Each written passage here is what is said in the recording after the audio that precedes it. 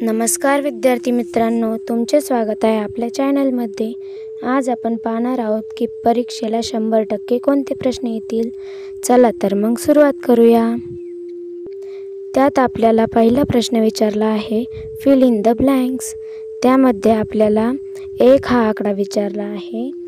The minimum distance between starting and finishing points is called the dash dash of an object. त्याचे उत्तर आपण असं सांगू शकतो की the minimum distance between starting and finishing points is called the displacement of an object. यातच आपल्याला दुसरा प्रश्न असा विचारला आहे की deceleration is the dash dash acceleration.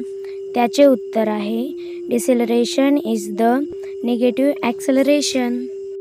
त्यातच आपल्याला तिसरा प्रश्न विचारला आहे की when an object is in an uniform circular motion its dash dash changes at every point. त्याचं उत्तर आपण सांगू शकतो की when an object is in an uniform circular motion its velocity changes at every point. त्यातच आपल्याला चौथा प्रश्न विचारला आहे की during collision the dash dash remains constant. त्याचं उत्तर आपण लिहू शकतो during collision total momentum remains constant. त्यातच आपल्याला पाचवा प्रश्न विचारला आहे the working of a rocket depends on Newton's dash dash law of motion. त्याचं उत्तर आपण सांगू शकतो the working of a rocket depends on Newton's third law of motion. त्यातच आपल्याला खाली 6वा प्रश्न विचारला आहे SI unit of deceleration is dash dash. त्याचं उत्तर आपण सांगू शकतो the SI unit of deceleration is metre per second square.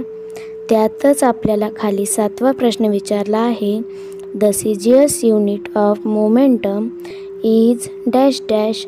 त्याचं उत्तर आपण सांगू शकतो the CGS unit of momentum is gram centimetre per second.